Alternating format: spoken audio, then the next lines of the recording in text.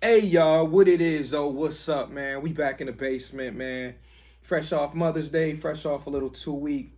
Little hiatus. Yeah, a little hiatus, but it's the off season. So in the off season, every once in a while, you're gonna see us put a little gap in between our episodes. But we do appreciate those who are waiting patiently for us to, kind of go over what we missed. So we back, baby.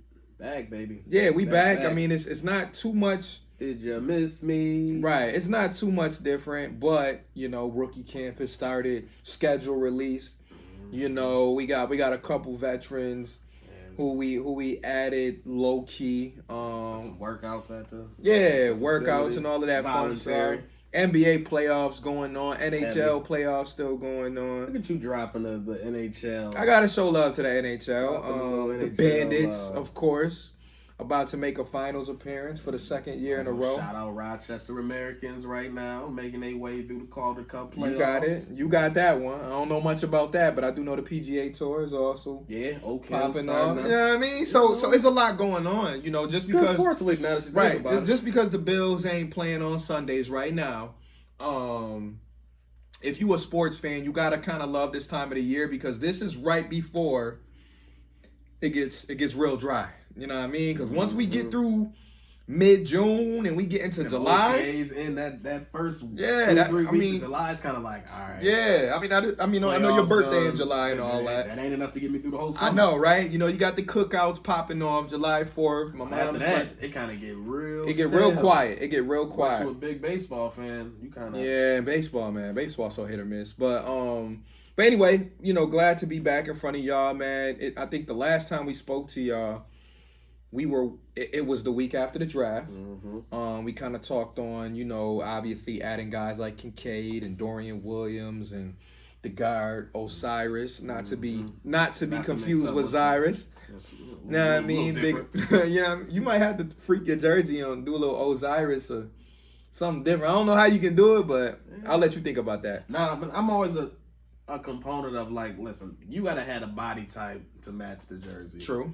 Like I can't rock a Torrance jersey. Like I'm 5'7". You might have to put the shorter on. 5'7" and a half. You might have to be the Justin Shorter jersey. Shit, I need Motor to come back. 2'6". I need 5'8" players. How tall Naeem Hines? I don't know. He's about 5'10" and a half, 5'11". I need Darren Sproles to come back to the league. That's what I need. Cause like you gotta at least be somewhat close to the body. So like I can't go rock a Diggs jersey.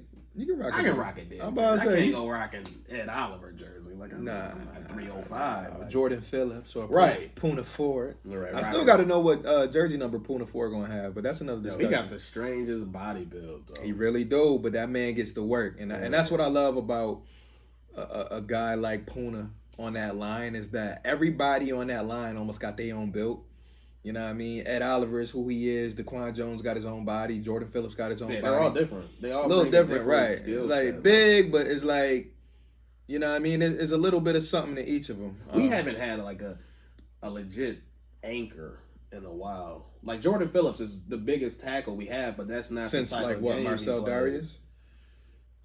And Marcel was big. Coming out of Alabama, Marcel was a big mover. And obviously before he that... He was a penetrator too. Like, I just mean like a big old Pat Williams type. Yeah, we ain't had... Pat and Sam, when they was together in the early 2000s... Man, that line was crazy. You wasn't running. You wasn't running the ball. And I used to love then behind him, you had Taquille and Fletcher. Right. Like, come on, man. And even before Taquille and Fletcher, you had Sam Coward and John Hollisek and them boys in that late 90s defense.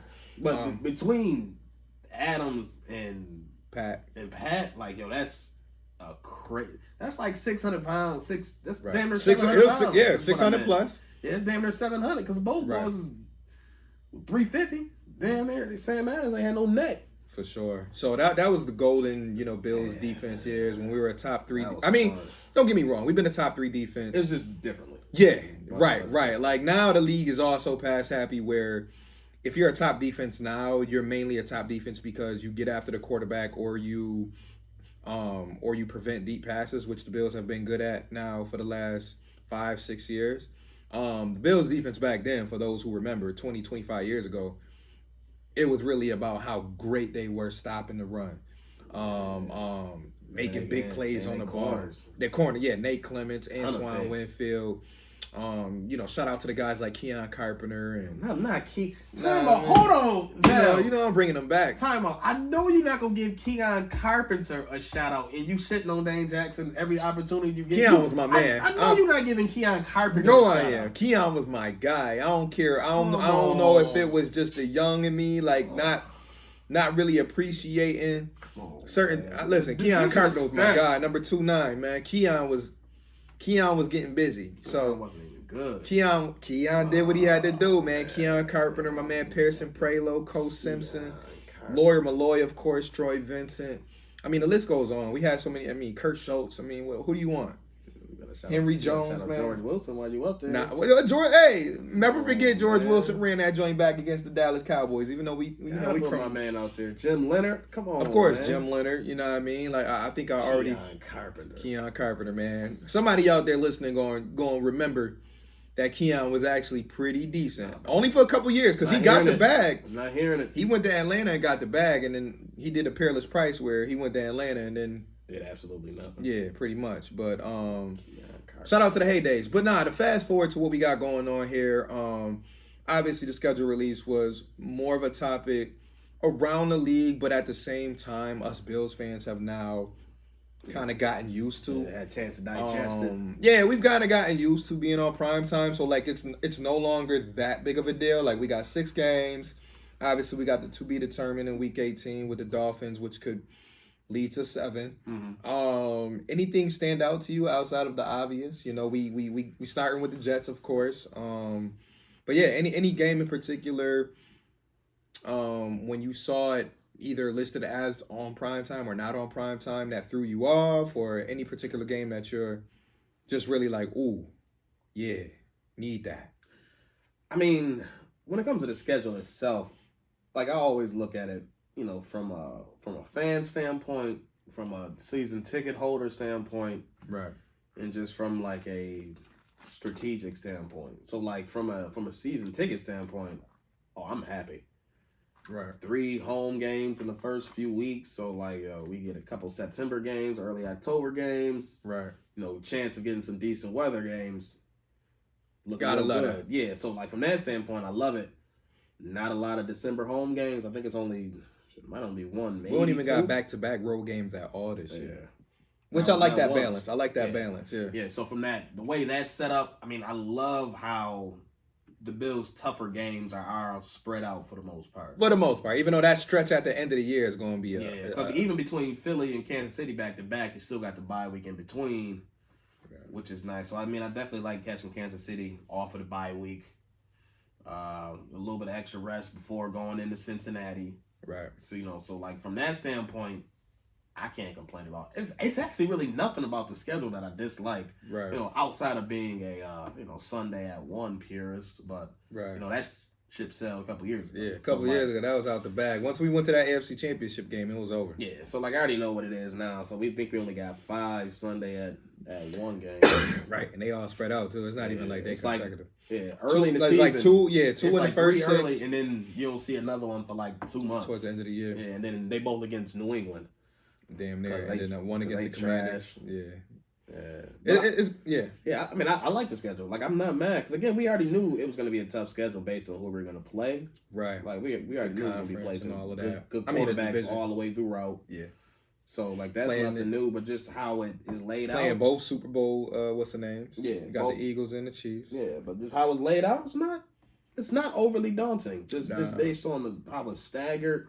There's no big West Coast trips this year. Right. I mean, you got the England game, but, you know. Right, Jacksonville, which would be a fun... It'd be good to have that game be an actual competitive game that we can look forward to. Because I remember the last time we went out there and played Jacksonville was doodle. Even though they beat us, that wasn't no game that we went in there. Obviously, our quarterback was EJ. Shitty-ass call. Oh, yeah, the little defensive pass interference or whatever. Gaines or something. I don't remember what the cornerback was.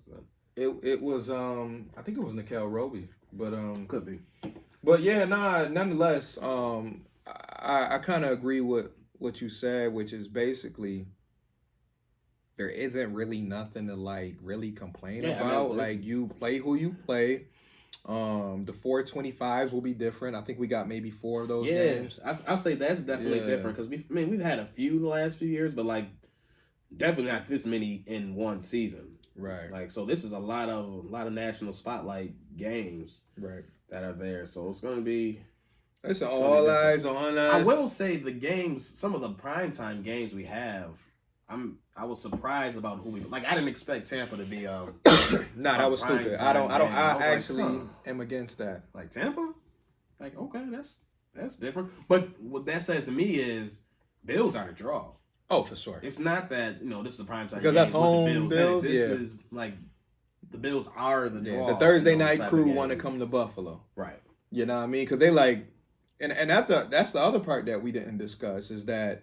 Or I didn't even think about, is that we actually got 4 different days scheduled for primetime. We got Saturday night, we got Sunday night, Monday night, and Thursday night. Not too many teams going to be able to say that when it's all said and done. So, again, you got 4 nights of Bills football, 6 total on primetime with potentially 7, and obviously the 425 national games. It is going to be... Yeah, if you're a fan of like watching Red Zone, this is a great schedule. If you want to watch other games in the league, that Sunday at 1 time slot is going to be open all the time. Right. Bills ain't playing in it, so it's going to be a whole bunch of Red Zone watching for me. Right. Well, on 9 home games. Right. Or hell, games that I actually go to. Yeah. So, with that being said, because it's not really too much to dive into when it comes to the schedule outside of the games that we already knew about. Rookie mini camp has started. We don't get too many videos. I know they show a little clip here and there. Yeah, the generic Kincaid running his routes, turning around, catching the ball. Since we last spoke, because I know it's been a couple weeks since we, chatted about the Bills, rookies, etc. Any type of optimism with any of the other rookies outside of our first rounder, or is it pretty much still all eyes on 86? I think I'm more interested to see how this guard competition plays out. Because I think Torrance has a legitimate chance to grab one of those starting jobs. Right. So because at first I was like, they're probably still going to rock with McGovern and Bates. Right. But now the more I think about it, the more I hear about them giving them legit opportunities. Bean over the weekend said that when they signed these players, no promises were made. No one told them you're gonna have a starting spot and it's gonna be open competition. I'm like, if this big man, excuse me, they come in and show a little something. Bates may be on not on the outside of the team looking in, but he'll have maybe on. May not be quite a starter because they're paying McGovern starting money. Right. So McGovern's getting starting money. I'm looking at, just to interject, I'm looking at Bates as being that number one guy off the bench, like a 6th man. Like if they feel that they can pretty much get the same from him and Osiris, I think they might go with Osiris. Now Bates will obviously give him that insurance, veteran reliability. It's week 1 against the Jets.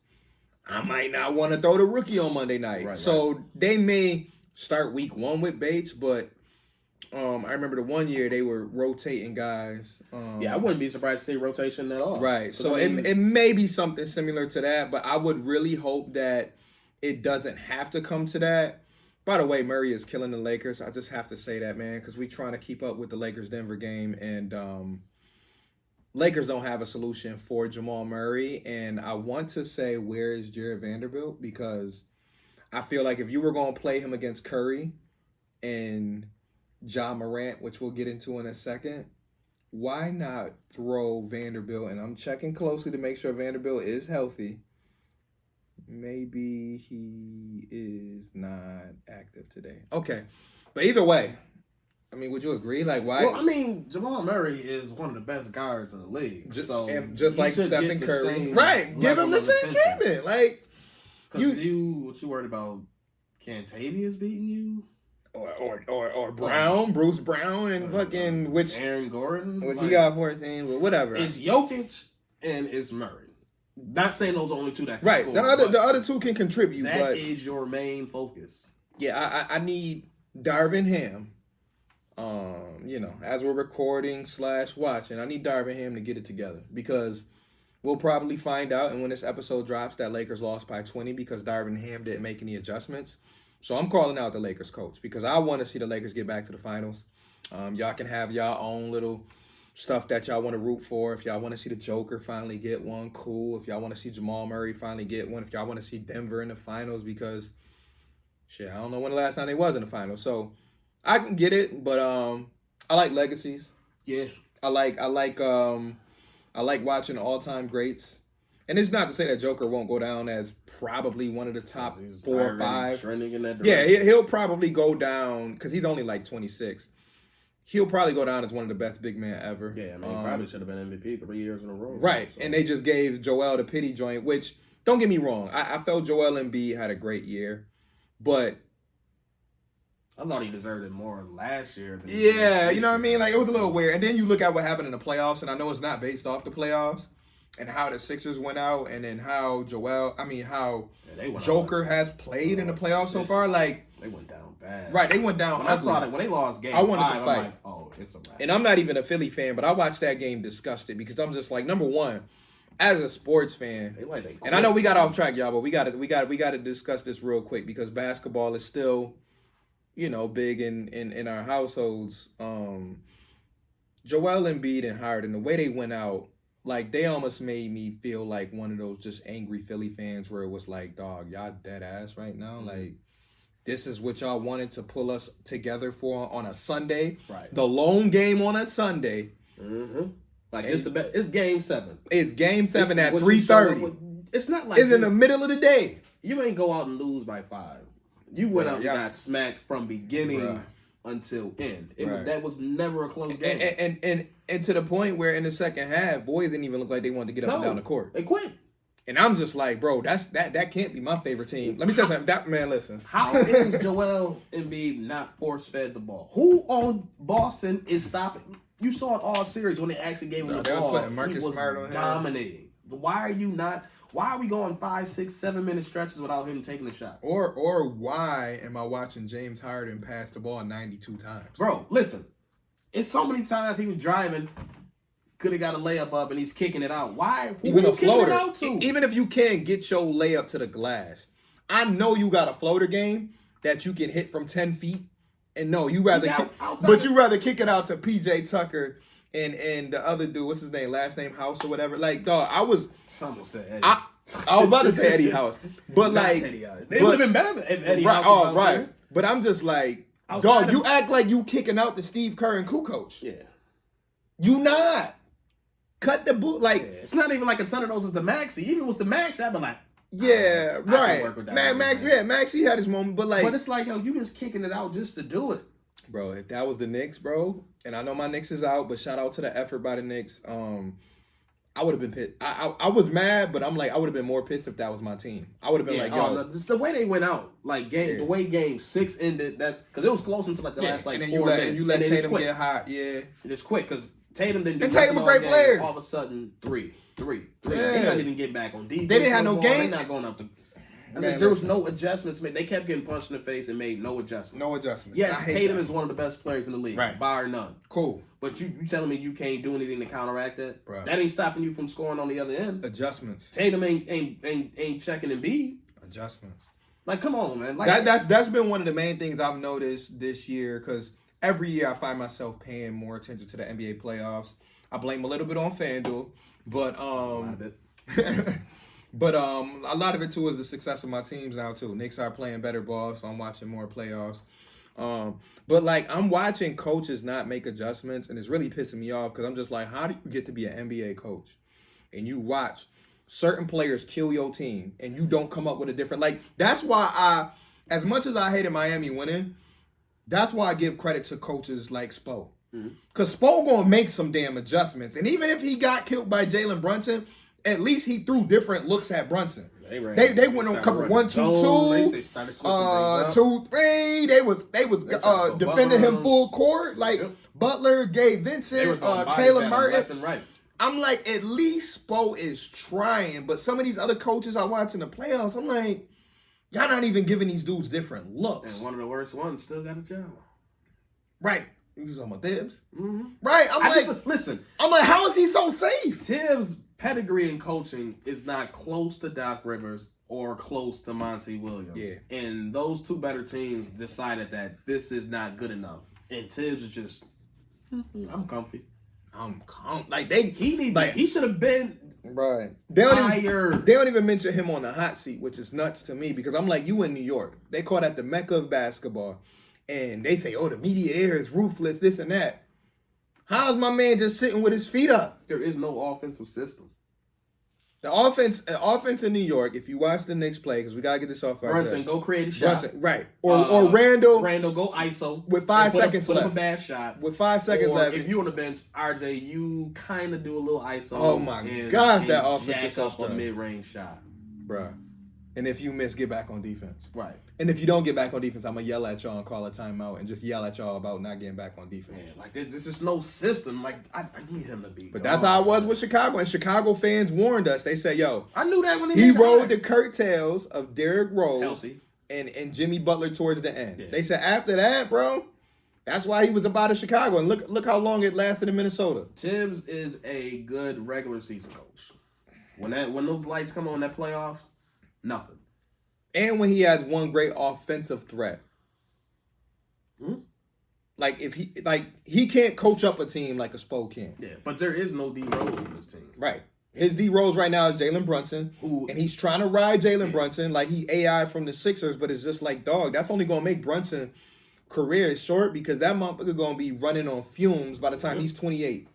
And I would hate to see that for Brunson because I really feel like he's a dynamic guard. Like, I've watched Brunson start off the season as almost like a try to get everyone involved type of guard to now towards the end of the team. I'm that mother, you know what I mean? Crossing boys over, zoom, zoom, left, right. Yeah. So floater, like the way his game progressed in the playoffs, I'm like, oh.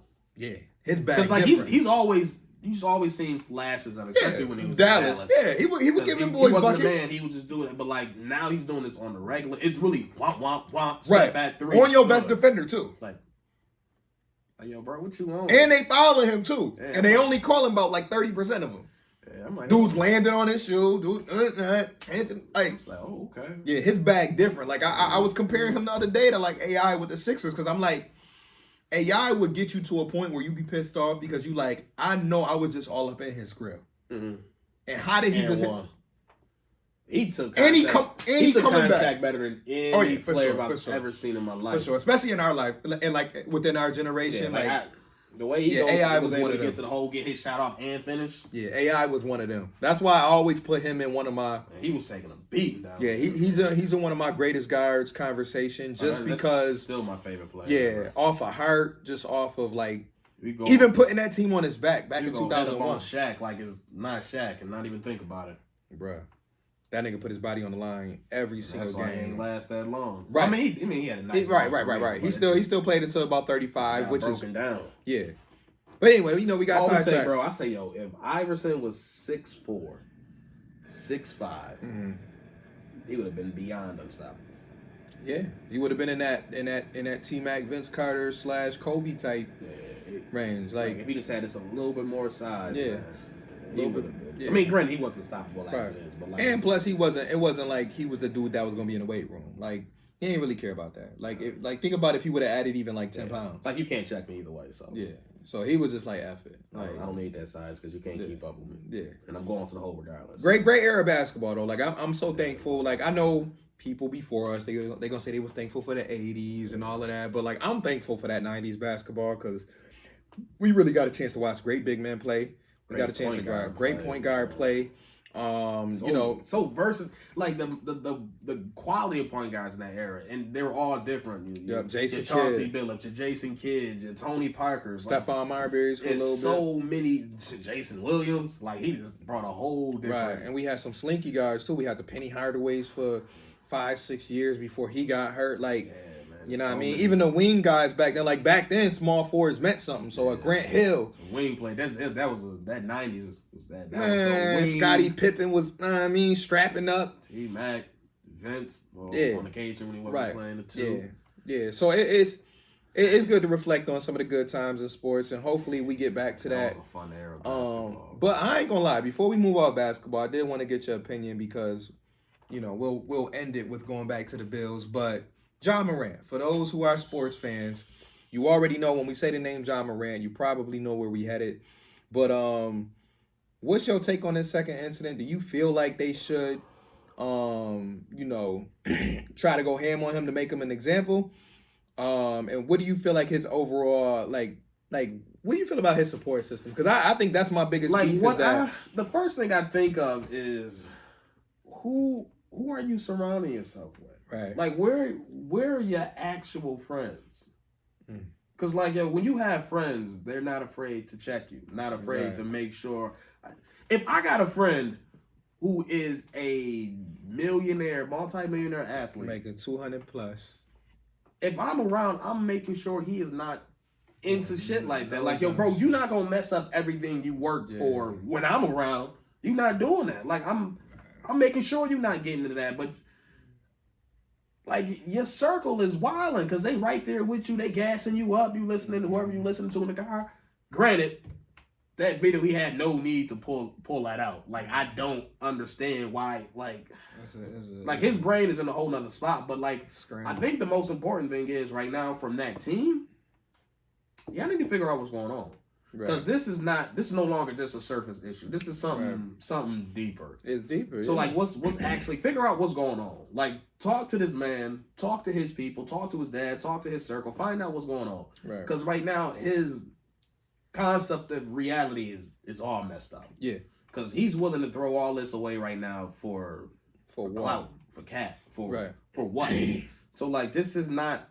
I mean, I don't like using the word normal. But this is not normal, healthy behavior. Yeah, I think, I remember watching his growth on social media and how he was tweeting at times. And it brought me back to thinking about his whole generation as a whole. Like, the culture that is popular within that age group. Babies. Yeah, so it's the social media baby. So for us, 34 years old, we grew up in an era where MySpace became popping when we were in high school, right? Video footage and all of that stuff. That didn't get popular until, honestly, the Vine / like, we were already past we was like 20. We were already 24, 25 by the time like videos along with social media became popular. Because back when we were growing up in high school, all we had was just words, layouts, music, and really just using words on social media. Right. Now, these kids have had everything since they were like 12, 13, 11, 10, 9, 8 years old. They didn't have access to Instagram, Facebook, everything that you can think of, Snapchat. So, like, for them in school, amongst their friends, throwing up their middle finger and like every video rapping lyrics is just a part of grade school culture. Like, in grade school, we wasn't doing that. So, like, these kids, these young athletes now are growing up in an era where all of that shit is just cool to them, and you feel like, I gotta prove to you I'm still that nigga, even though I got the money, I got the fame, all that. I'm letting you know I'm still in the trenches with my homie. Homie ain't got nothing to lose. Right. You got everything. You got everything to lose, and you still choosing to do that. You don't gotta do that. Why is this people still recording stuff? But that's why are y'all? That's the thing that's killing me. It's that whole culture, bro. Is that idea? Like, why do I have to? I have to, and it goes back to, again, the birth of Instagram and how that grew. Was that Instagram, when it first came out, I remember thinking how stupid it was. Yeah. And then I remember seeing how... I've been making an account on and see what this thing really about. Right, you know what I mean? But I remember thinking like, yo, these motherfuckers really trying to post every meal, or they every this, they every that. And then they created IG Live a few years ago. Now I gotta go live. Yeah. Motherfuckers not even doing that on live. Facebook Live, nothing. Yo, what up, what up? Oh, that's you in the comment? Like... There's a point where I understand it. Sometimes, we get sauced, or we in our vibe, and you want to go live here and there, maybe. Mm-hmm. But there's this whole culture that feel like they have to broadcast their every single move. And I wish these young athletes and these celebrities who got all of this money, and like you said, they got a lot to lose. I wish they understood they don't have to document everything they're doing. Because guess what? If the cameras was off and you was doing that, nobody would care. Nobody would know. And your experience with your boys would have been exactly the same. It would have been the same. Would have been in the car. Y'all would have been vibing, doing whatever. Y'all could have had strippers in the back seat. It wouldn't have mattered. And we would be like, oh, yeah. Okay. Yeah, and it's just great. And the thing is, like, anytime something is recorded or put online, it's gonna be seen, especially when you're an athlete or entertainer or a celebrity. You one of the faces of the league. Everybody is gonna see it. Yeah, everybody's. As soon as someone open up your live, they will be screen recording. Especially after your previous situation. Yeah, you got people waiting. Waiting for you to mess up. And I think watch your video in super slow mo, because you had to watch that video in slow motion. Oh yeah, because it was only like 2 seconds. It was only 2 seconds. In regular time, I watched. I was like, oh, did he just wave something? Yeah. All I saw was a hand. Right. But you break that down frame by frame, and I'm like, Ja, come on, son. I know that ain't what I think it is. Come on, man. You ain't learned just 2 months. Like, it was just literally like 2-3 months ago. Yeah, man. I said, so you learned nothing. Nothing. But you want to know what that is, and we can move forward in a couple minutes. That's not having enough. Well, you having too many. Number one, you having too many yes men in your circle, right? And then you're also being enabled by those said men. Your said men, but also most important, the guy who is at every game, the guy who you call your father, who you're supposed to go to for advice, etc.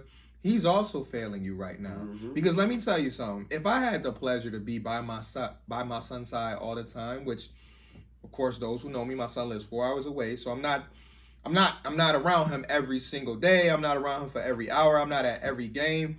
If I was, I would not let my son be that out of control. Right. Especially when I know I'm seeing him on even if it's not every day, every other day basis. Because I'm checking you, and I'm nipping a lot of stuff in the butt, because it's like, I know you look up to me. Because I know Ja look up to his dad. So it's like, yo, I know you look up to me. So let me sit you down, son. Let me go over this real quick with you. Yeah. We not doing none of that. You know what I mean? Whatever you want to do with your friends, have y'all fun. But rule number 1, no phones. Put your phone down, bro. Y'all can have fun without them. I promise you. Y'all can throw money. Y'all can have weed. Y'all can do this. Y'all can do that. Because in that state, it's legal to have guns. So, like, there could have been a perfectly legal gun, but just the fact that you have this previous history in clubs, toting guns, this and that, you're different because you're the face. You're one of the faces of the league. So you're gonna be held to a different standard. Right. It's always about optics, man. But you have to know. You got to have enough responsibility to know that these actions have consequences. Right.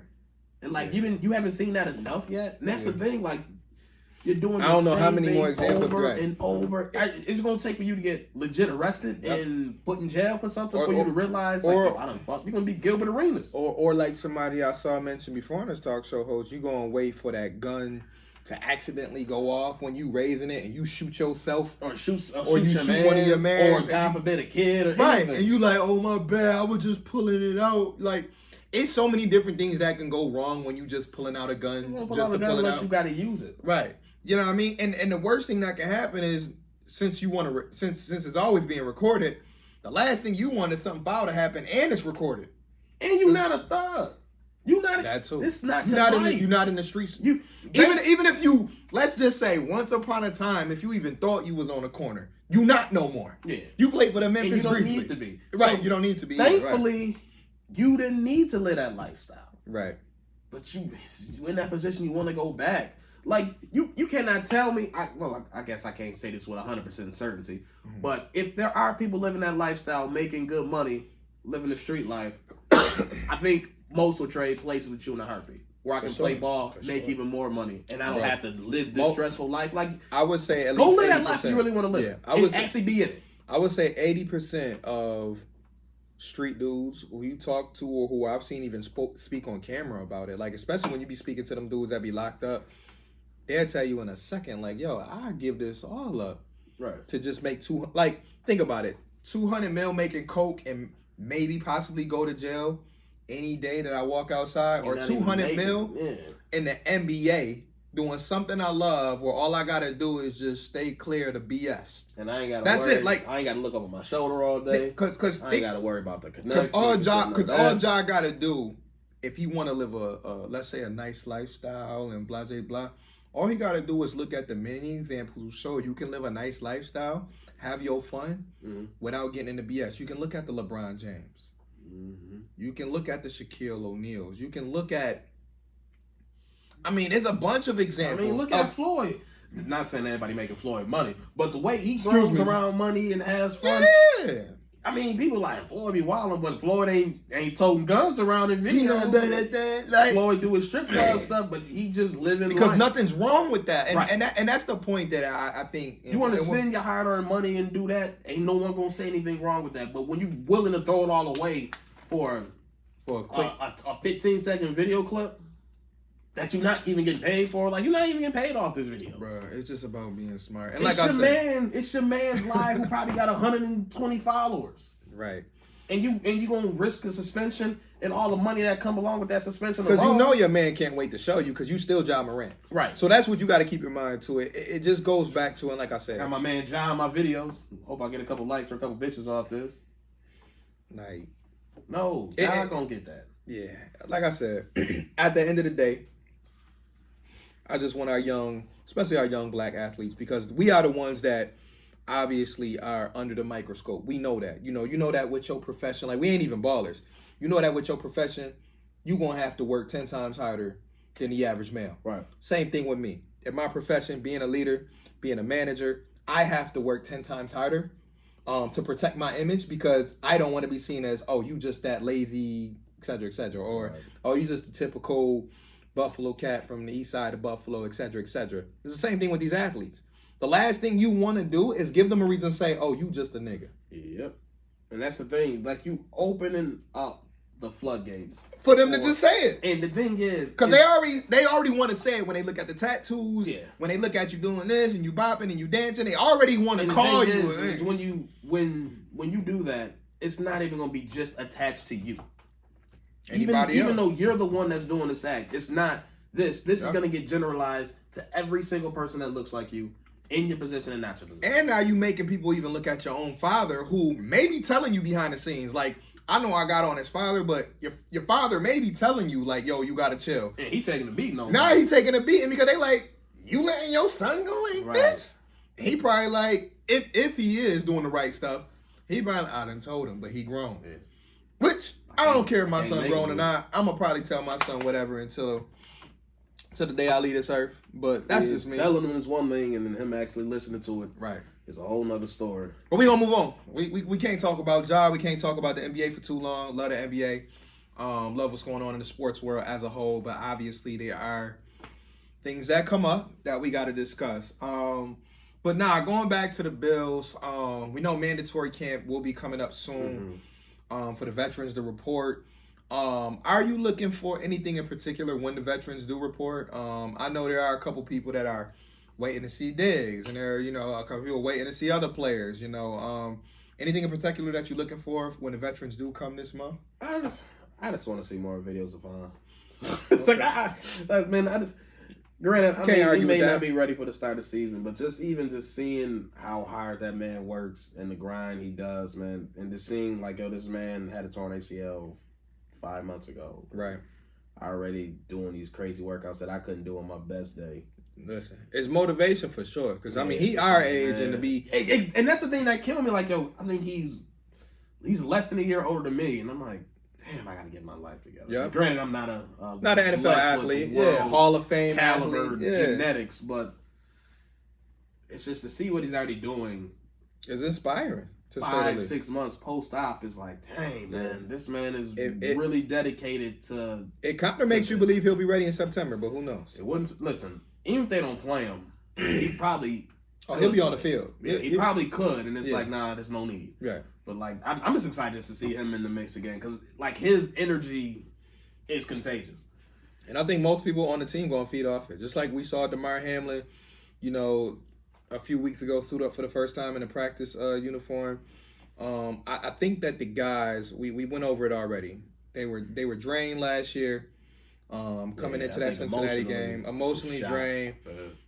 Just so much that went on in that time period. I think for the players, veterans, and the young guys, when they see the Von Millers out there practicing, when they see DeMar Hamlin out there practicing, I think you're gonna really see a juiced up team when they all get together. And I'm talking even this month, in the month of May.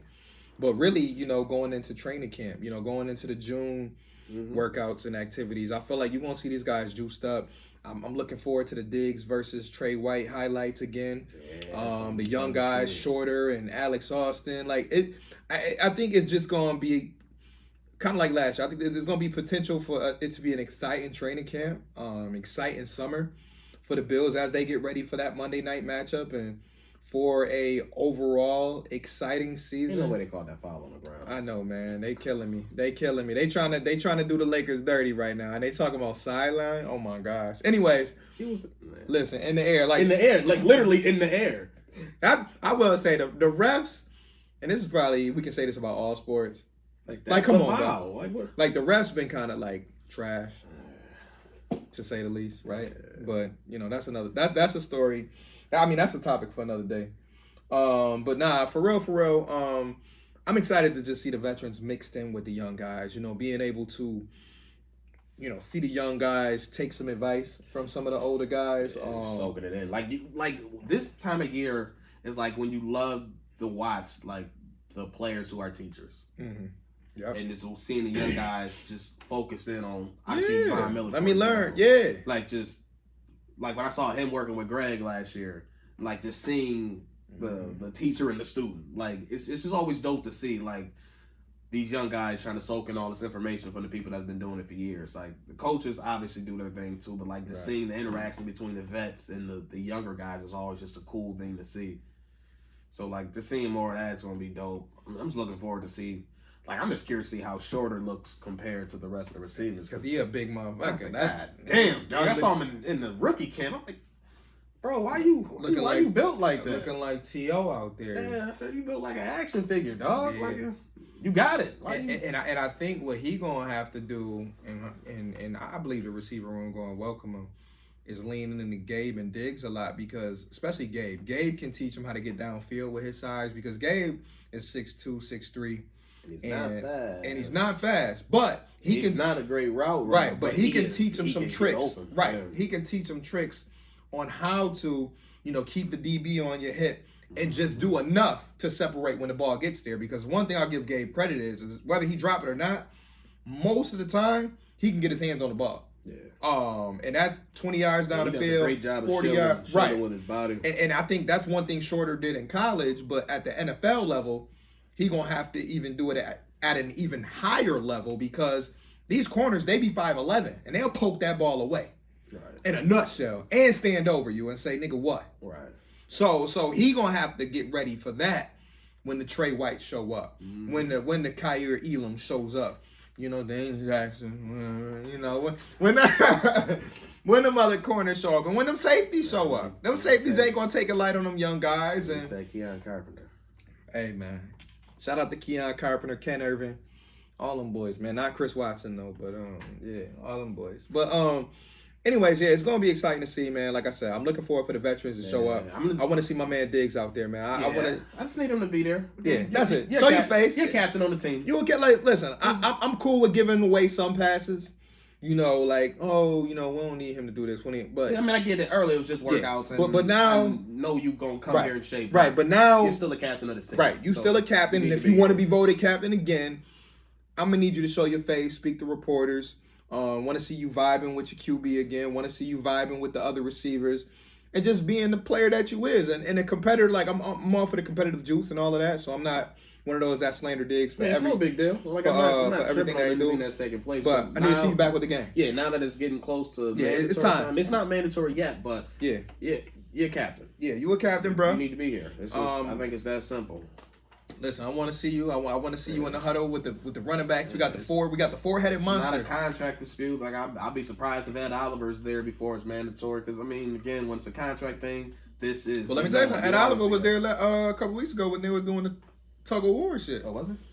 I was going through all the pictures. Bored as hell. I didn't know he was there. He was there, so I was like, oh, okay. But that's a motherfucker. Excuse my language. That's a dude who probably sat down after his little frustrating temper tantrum or whatever he went through and said, you know what? I control this. Mm-hmm. You know what I mean? I can decide how much I'm gonna get paid if I care ball of out. business. Somebody gonna pay me. Just think about it. He just saw his own teammate, Tremaine Edmonds, in the same situation in a different kind of way, but in a similar situation. In a similar situation where he kind of had to ball out, and Edmonds had one of his best years in a Bills uniform. So if I'm at Oliver, ball out, get you your 8, 9 sacks, 7 sacks, whatever. And then we'll see where we at after that. Let the chips fall. Yeah. If it's with someone else, cool. If it's back with the Bills, cool. But yeah, he just gotta work at it, and I think he will. I think, like I said, after I know how it is. For a lot of players, they see people in their position getting paid, and people who got drafted with them, getting their options picked up. Dexter Lawrence has got paid. Right. I got Quentin Williams crying about his shit, you know what I mean? Listen, I don't even know why he did that. Like, you about to get paid. Your play has spoken for itself. Like, you don't even have to do that. You don't have to be nervous. Defensive tackle for ... I'm like, come on, man. Like, you ain't... That's what I'm saying. Some of these athletes be kids though. Like, that's just whining. Cause they got their contract done first. Well, talk to your agent about getting the deal done now. But like, that be the thing too. And like I said, I'm not $1 million athlete, so I can't. Shot so much. I know. I'm not $1 million athlete, so I can't speak to how it feels to watch others. I don't know what they equated to. I mean, I guess I can say someone at my level who I got hired with, and they got their pay raise before me, and I'm just like. This motherfucker, I be meeting sales goals too. What we talking about? I've been putting out way more numbers than him. Yeah, what we talking about? They about to piss me off. Anyways, to wrap it up though, anything that you think may pop up in the next couple weeks? I know we talked about a veteran DM before, and I mean, there's only two. I think they're up to 88 on the roster now, so it's only two spots left. At this point. At this point, I don't think probably just two scrubs pick them up. I think this is gonna be two guys. I gotta say, shout out to the Shane Ray. It's potentially intriguing. Yeah, because obviously the pedigree of talent is there. Right, former first round pick. Granted, it's been a long time since he's done this in the NFL. In the NFL, it's been about 4 years. Yeah. Yeah, I mean, he was ravaged by injury. Right. So, the potential is there. So it could be something interesting thing. Because I mean, for the last few years, they've kept 6 or even I think 2 years ago 7 defensive ends. So if that's the case, but this year I think they might keep 5. He just needs to beat old boy they got off waivers from the Colts a couple weeks ago. So if they keep it 5, because I mean I do expect Vine to start out on pup, but unfortunately, yeah. But I don't know, man. I'm going into training camp. Keeping my eyes on that situation because I mean we'll see, but even though I mean I think he has a shot at making it. Or worst case scenario, you gotta beat out Boogie Basham or but Shaq Lawson, even I didn't even think about this because he might be eligible to be on the practice squad with the new format. Oh, he is. He can be on the practice squad. So Tavon Austin went through that until he got pissed off. Right, but I think he would. If you spent 4 years out the league, ain't nobody knocking over chairs to get Shane Ray. Right. No disrespect to him. Ball out in preseason, but I guess if he ball out in preseason, he'll be on the team. Right. So they're in a good situation with that. I think there are a couple other obviously practice squad candidates that we'll talk about as we get deeper into this. They picked up a couple more running backs. They picked up another undrafted guy. Right. Another practice squad type of guy. He can give you Blackshear vibes and hopefully not get scooped though. Because Blackshear was. He was good, but then he got scooped by somebody. Yeah, Carolina, they really didn't do much. Right, he didn't. But that's all. They just wanted to take him. Yeah, they just wanted to take him. Running back, I think bigger guy. I think 5'11", like 220, 225. Listen, the point has been made in Orchard Park that they want bigger physical backs. Yeah. Their last 3 backs that they've signed are all above 215. Mm-hmm. So I think the point has been made that they are not playing. They don't want to do the softball shit. Yeah, ain't nothing cute. Yeah, when we hand it off. Yeah, we got Cook who runs hard. He's not a big guy, but he runs hard. But we got my gosh. He got hit in the nuts though. Hey, Brown. Listen, man, I got one word of advice for the Lakers coming into the next game because this game might be over. Please show up. Like, don't piss me off. Like, I don't got too many dogs in the fights. When it comes to the playoffs, I have zero rooting interest left. Like, if it ends up being like Denver versus Boston, maybe I want to see Tatum get a ring. But it's gonna be like me rooting for Boston. or any New Yorker really rooting for Boston is almost like a sin. And I've never been a Miami Heat fan. And I've never really been a Miami Heat fan. I do like Jimmy Butler, but even saying that after he beat my Knicks is kind of the most passively watched. Oh my gosh! Like it'd be strictly FanDuel. No disrespect to Denver, but if Denver end up in the finals, those ratings are gonna be low. Oh yeah, nah. There's no way around it. Like you can try to hype up Jokic, you can try to hype up. He's an amazing player, but he's just like he's a star, but he just doesn't have superstar status when it comes to fans. Like it's like he's a star. Man, listen, as much as you can say, but like when it comes to like the ticket attraction or the main event, like it's just not. I'm not paying to see it. I know that. You're not getting my top dollar to watch the Joker pass the ball 25 times and throw that ugly 3-point shot up. I'm good. His form is terrible. I'm good. I mean, like Sean Marion. Don't get me wrong. I'm. There's some other big men that annoy me too, but I'd rather pay to see my man Anthony Davis. I don't even care if he get hurt in the second quarter. I'm paying to see AD block 4 shots, grab 20 boards, and drop 25 on somebody's head. So, but anyway, we talked a lot about basketball. We got into football a little bit. We hope that y'all can lock in and keep up with us as we get through this offseason. The offseason is always the toughest time, I believe, for anybody that's doing content for the NFL because sometimes the news, what was that, Rui?